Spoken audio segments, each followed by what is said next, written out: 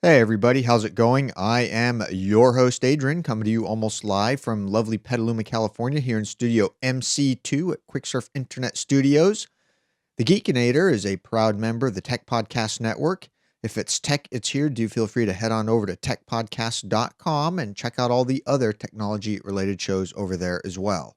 I'd like to encourage everybody to visit us online over at quicksurf.com. Please do subscribe to the show if you have not already done so. You can subscribe to an Og Vorbis feed, an MP3 feed, or a video feed that's compatible with a wide range of devices. You can also subscribe to us on TuneIn, uh, Blip.tv, YouTube, Dailymotion, and Stitcher.com. So I try to provide a variety of ways to tune in. And with that, let's go ahead and get into the news for this episode. Or not news, the kind of the cool stuff I found for this episode. Over at The Verge, Marvel's Agents of S.H.I.E.L.D. is coming to ABC. A sneak peek is airing on Sunday. So most of you are going to be watching this Saturday morning because we record this on Friday night, and tonight's May 10th. So a lot of you are going to be hearing or seeing this sometimes over the weekend. So if you catch this before Sunday, you can probably check out Agents of S.H.I.E.L.D. on ABC if you're here in the United States. So I'm looking forward to seeing what this is all about. It'll be a nice pilot. It's got um, pretty good looking cast, so should be interesting to see what comes of it. From Geeky Gadgets, custom Batman tumbler is entering the Gumball 3000 rally. There's a bunch of guys. I think we talked about this on a previous episode. They built a custom Batman tumbler, and they are, in fact, entering it into a real live race. This is going to be actually driven in a real live race. I'm kind of curious to see how well it does. There's a video they have up. It's on YouTube, so definitely go to the show notes over at quicksurf.com and click on the link to go check out the video. Pretty interesting stuff. From Read Write IO in their social, or readwrite.com in their social section, will Facebook go out with a bang? I think so. I agree with the author of this article, Derek Brown. He starts off the post here. I've seen the future of Facebook, and it is, drumroll, Yahoo. That's right. Between 1994 and 2000, Yahoo dominated the consumer internet industry and much of the world's attention. The company's exclamation mark, sometimes called a bang, cast a long, purple-hued shadow across the globe as users flocked to its ever-expanding array of services. I'm actually still a Yahoo user. And online and offline companies of all sizes threw money at it, almost literally, to gain prominent visibility among its massive segmentable audience. Yahoo's page views rocketed, revenue rocketed, profits rocketed, stock price rocketed, market capitalization rocketed. Yahoo, it seemed, could do no wrong. Well, yeah, the world changed. And look where Yahoo is now. They still have a huge audience, but they have literally failed to engage their audience in any new ways. I'm still a Yahoo user. I still use Yahoo the same way I used Yahoo 10 years ago. That's right, 10 years ago. Haven't changed how I use Yahoo one bit. That's bad. Facebook is very much in the same boat. Facebook, since I've joined Facebook, I have actually used Facebook less, even though Facebook has a huge market share. They've rocketed off into, the stratosphere, huge audience, all this good stuff. Since I've been a Facebook user, way back in 2007 is when I joined. How I use Facebook fundamentally hasn't changed, and I don't see it changing anytime soon. And so, and the author of this article makes the same point. Unless Facebook dramatically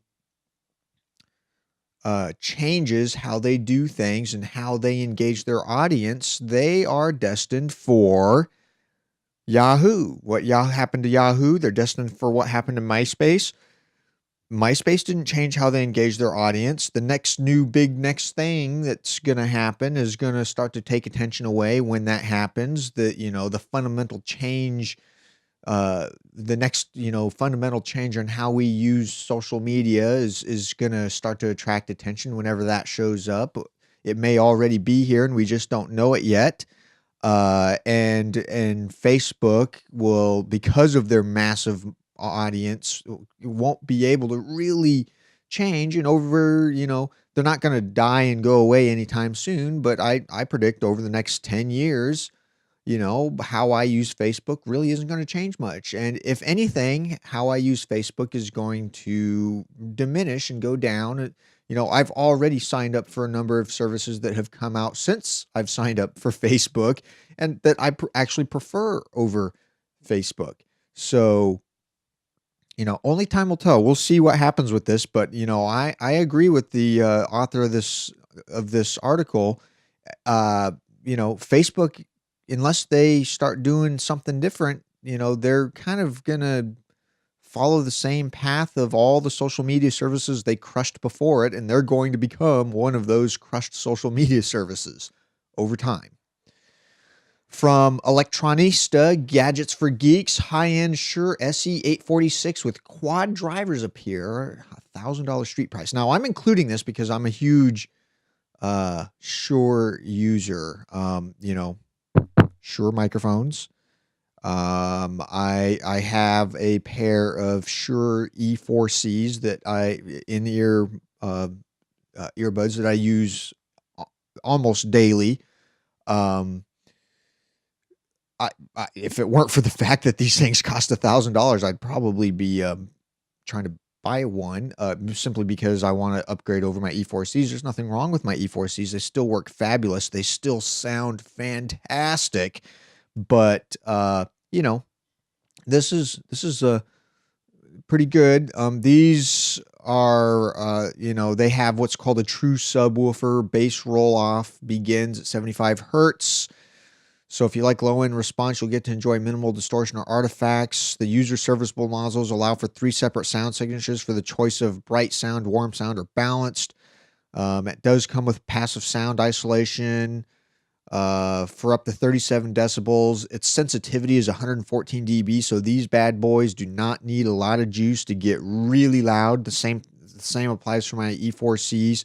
Most other headphones, particularly like if you've got, a set of these, Sennheiser HD280 Pros, to get good volume out of these, you kind of have to, like on my Mackie Mixer, you kind of have to turn the volume up a bit.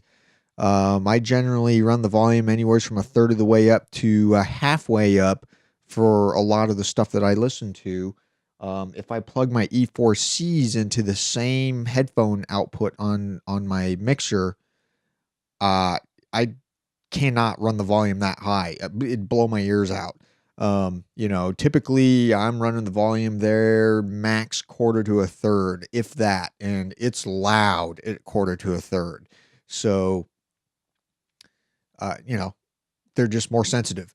The impedance is rated at 9 ohms and frequency range is 15 hertz to 20 kilohertz, as is usually the case. They say that, but a lot of times you're going to hear lower and higher frequencies than that. The cables are Kevlar reinforced and allow for easier customization or replacement, which is nice. The formable wire helps offer secure placement. It's good stuff. This is all good stuff. I'm curious to see some reviews of this, to see how they sound. I'd really like to try a pair of these out. Sure, if you're listening to this, I want to try a pair of these out. I'd love to try a pair of these out. I'll even review them. Send them over. From Read Write Web, why Google Glass will crater. I kind of have to agree with the author, Brian Ford, who posted this. He I'm not, I don't see myself wearing Google Glass. I did not apply to get Google Glass. I don't like wearing glasses. I do not have perfect vision. I do have to wear glasses, even though I'm not wearing any right now. Um, I don't like wearing glasses. If I wear glasses, I can't use Google Glass. That's one thing. These things don't work with, glass wearers. Um, the Brian, the writer of this article, brings out a lot of valid points. Now it's unofficially official. We've started to see reviews. I pointed to an unboxing video of Google Glass on the last episode of the Geekinator. The reviews that have been starting to trickle in, they're terrible. Word of mouth has been terrible. Between a watch, I've said this one. If I've said this once, I've said it a million times. Between a watch and Google Glass, like if I had like an Apple iWatch or whatever and Google Glass, I don't really want either one. My phone still does a pretty good job of taking care of my mobile information needs, so I don't really want either one. But given a choice, I'd rather have the watch. I don't really want Google Glass.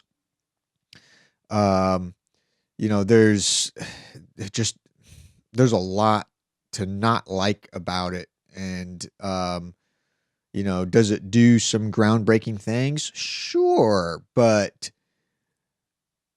I don't know. I don't see it being successful. From hackaday.com, Raspberry Pi housed inside a computer monitor. That's right. This is actually pretty neat. Why hasn't anybody thought about this before? Stick a Raspberry Pi inside of a computer monitor.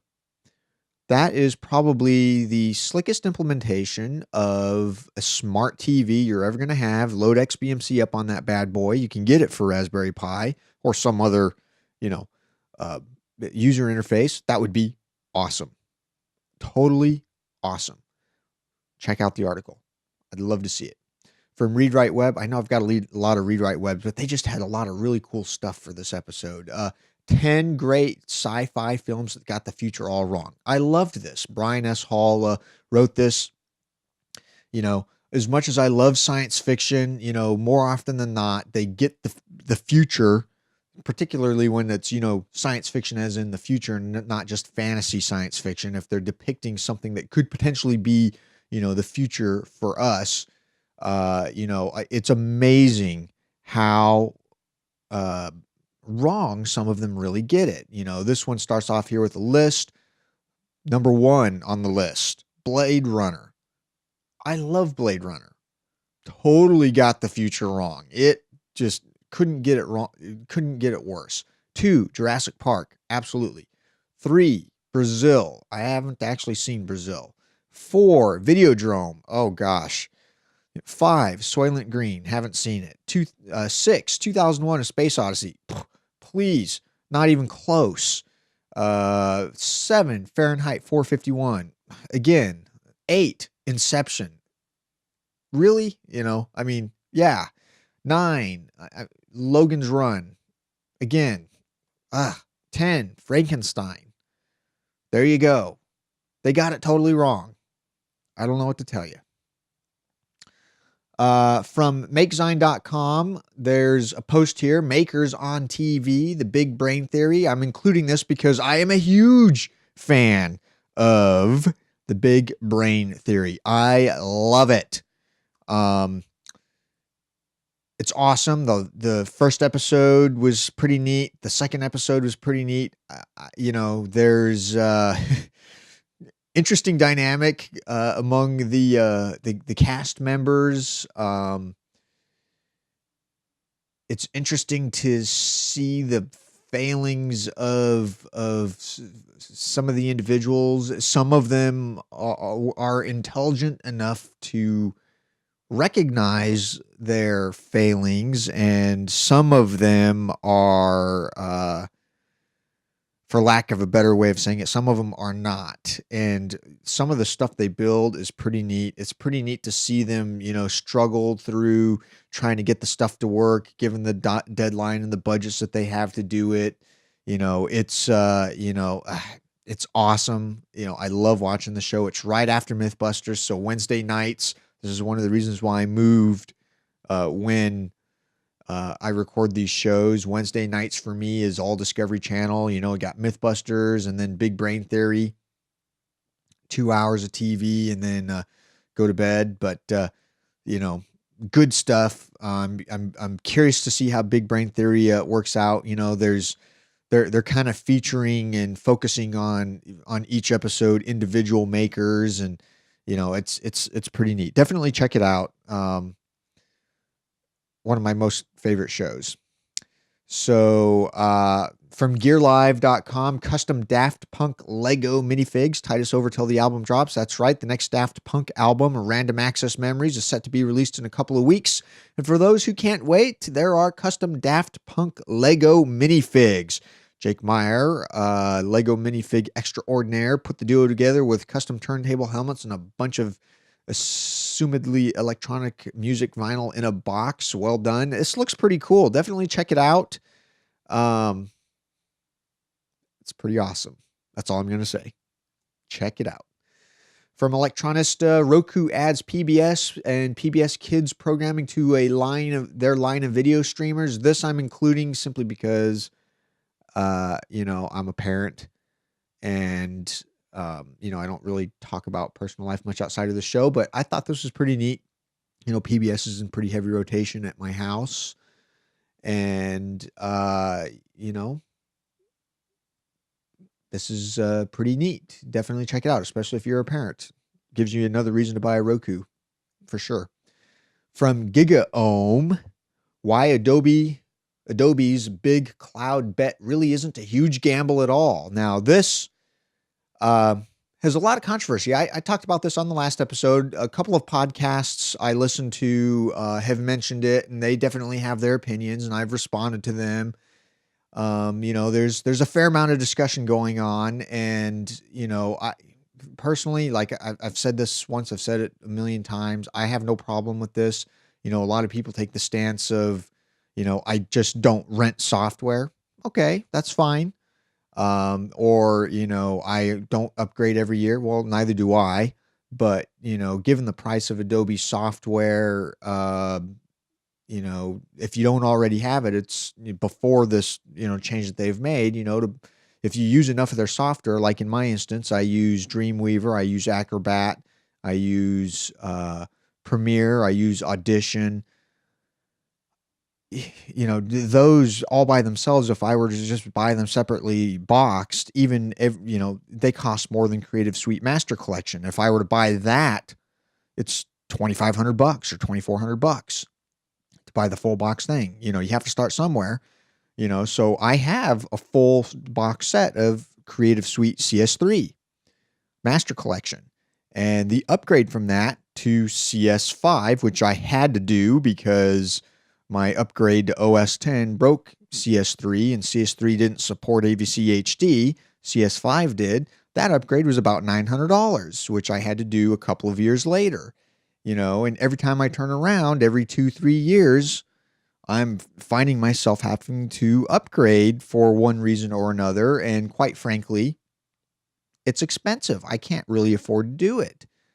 I look at it and go, well, $600 a year, amortized out over $50 a month. My position is I either have to finance it if I buy the box set and then pay it down over time, or save up that money, buy it. And I know that, in 2, 3, 4 years, I'm going to have to buy a new version anyway. So start saving up that money all over again. I look at that and go, well, that money that I'd be setting aside every month, I would rather just pay to Adobe and have the latest version. Some people don't like that, and that's fine. Can I replace all the software that I use with alternatives? Sure. My time is worth more than that. Just the lost productivity of seeking, just the time spent finding those alternatives and then switching to the time spent switching to those alternatives. And let's face it, Creative Suite, Adobe's products generally are geared towards production workflows. They, by and large, give you the tools that you need, and then for the most part, get out of the way so you can get your stuff done and get on with your life.